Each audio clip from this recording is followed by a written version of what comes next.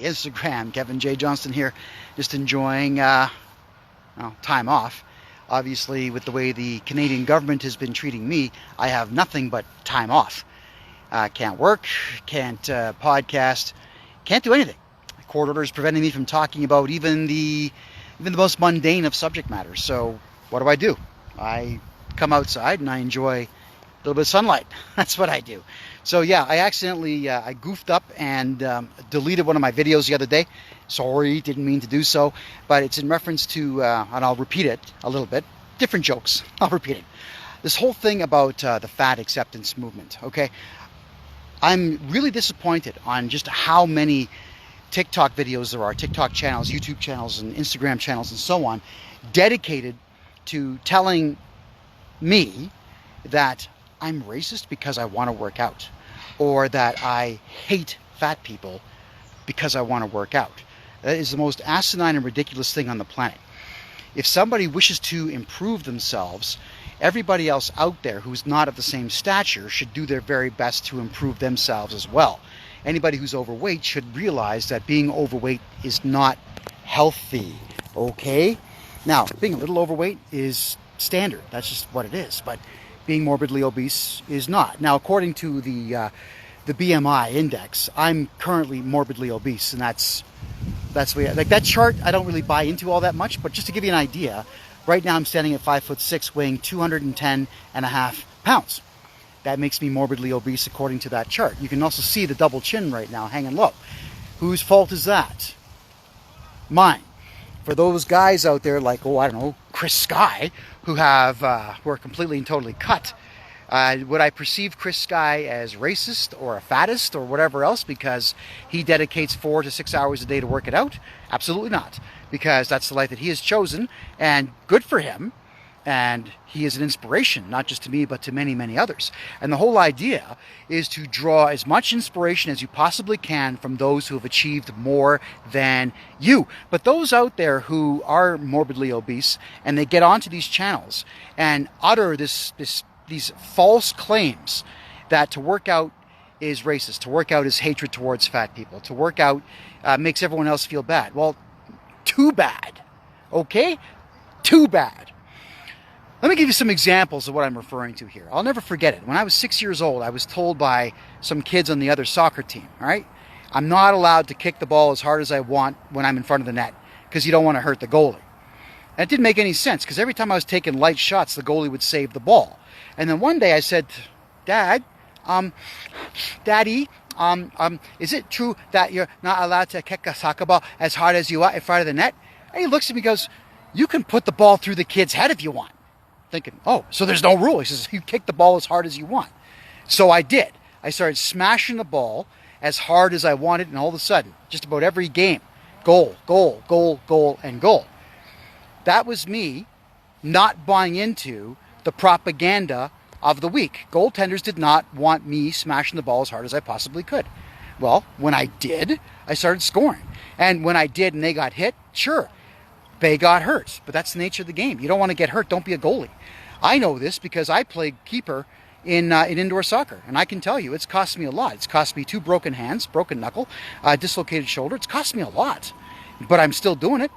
And there are some guys out there who will deliberately smash the ball as hard as they wish in front of the net to try to frighten me into not saving the next shot that they take.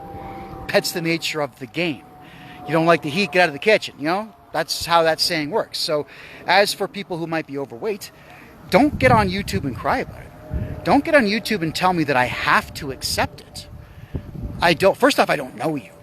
All right? But if you want to sit there and tell me that I have to accept it as some type of law, and if I don't, then I am committing cardinal sin. Let's be frank. You can go straight to hell. I don't care how old you are or where you're from or what gender, sex you might be. It doesn't make a difference. Don't tell me that I have to feel guilty because I wish to be better than the average, that I want to do something better for me. I want to be healthier than I was before. Remember this, guys. The only way to measure your own success is to be superior to your former self. That's it. I'm not competing against the outside world. You know, I'm never going to have a gut as flat as Chris Sky, probably not a chest as big as him either. But it doesn't change the fact that I'm still going to try. I'm going to do my very best to stay healthy and fit. And I'm not going to get on YouTube and tell any of you it's the fault of my parents' genetics. I'm going to sue my parents because they gave me these genes that give me a predisposition to being a little heavier than the average. People do this, by the way. This is a law. This is a thing. In the United States, people sue their parents because they didn't want to be born. They sue their parents because they're overweight. They sue their parents because they're lazy, because they're looking for a way out, because they don't want to work. They don't even want to try. Oh yes, and someone's saying kids need to start playing murder ball again. Yeah, they do. And Red Rover, and tag, and mud wrestling, and everything else we used to do in the 70s. We need to bring physical education back and tell kids, here's the deal, kids. If you can't run 100 meters in less than 20 seconds, guess what? You fail. And you're going to stay back a grade. And put that in your pipe and smoke it. That's what we got to tell them. So I would never go out of my way to be cruel to or mean or nasty or vile to anyone who's overweight, because it's not good manners. It's not good manners. Everybody who witnesses me doing anything out in public, I'm always opening doors for people. I'm holding doors for people. I'll throw a compliment here and there. You know, when kids walk past, you know, I give them the wink and the wave and say, nice shoes, buddy. Tell them something nice. Nothing wrong with being nice to people. But at the same time, if somebody who is overweight wants to tell me that I'm a bad person because I'm electing to deal with my own overweightedness, again, go to hell. I do not have to feel the way you do. I do not have to accept anything that anybody else thinks or believes, and I certainly do not need to accept your laziness. If you don't want to go out of your way to lose a couple of pounds, that's on you. And if you don't want to change your diet, that's on you. And if you want to blame your parents and your genetic code and whatever else, again, that's on you. Blame, blame, blame away, but your life is going to be miserable if you do, because I'll tell you the truth also. Okay, let's go right into it. I discovered girls. Oh my goodness, when I was about 13, 14. You know, when you get hair in your armpits and hair down there, and you get that little bit of black hair on either side of your mouth, and you pretend your voice is changing. You know those days? Right. So my buddies were going on dates that age, and 16, whatnot, 17. They were going on dates. Why? It was because they were thinner. You know, I was morbidly obese at that age. Girls weren't interested. That's just the way that it is. All right. So what did I do? As I bought into this whole thing about, well, they're supposed to love the inside because that's what our teachers say. Well, our teachers were friggin' idiots. They're absolutely idiots. Sorry, but that's not the reality of life. Let's be very, very real here. Anybody that you are dating, even as young as 17 or 18, could possibly be the last person you ever date. That could possibly be a mate of yours. That could possibly be the person you marry and have offspring with. So if you're going to be doing that, obviously you want to make sure that you're attracted to the person and that you're going to be with someone that society does not shun. Didn't say it's right, but society will do so. So I went to the gym. I got into boxing and I shed a ton of weight, and I lost like almost 100 pounds.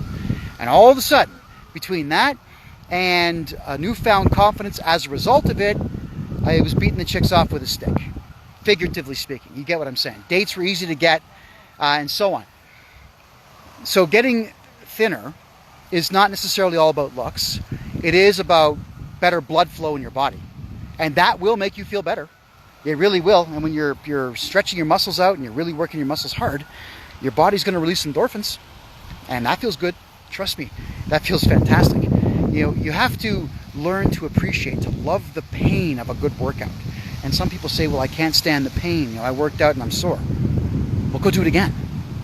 And go do it again. Eventually, you're not going to be sore anymore. Eventually, you're going to get a rush out of it.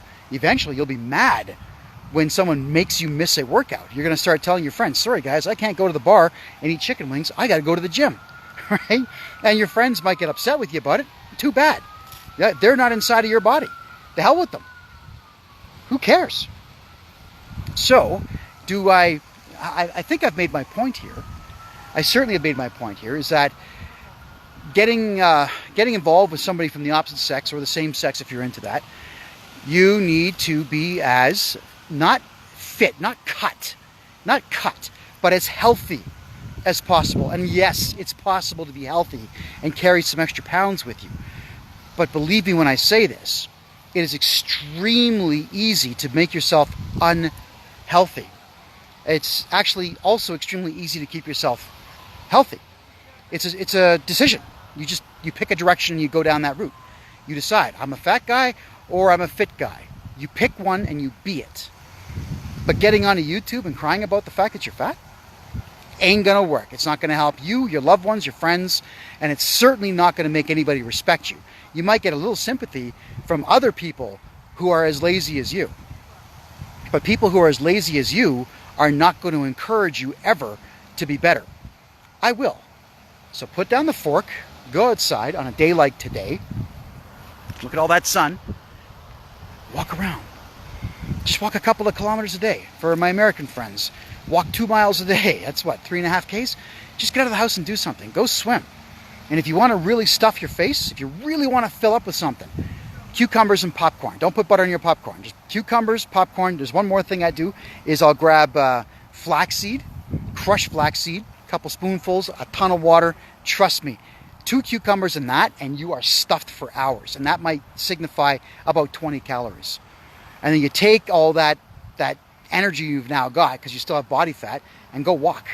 Now you have a calorie deficit. Now you're going to lose some weight and you're going to build some muscle in your legs, your glutes, and your lower back.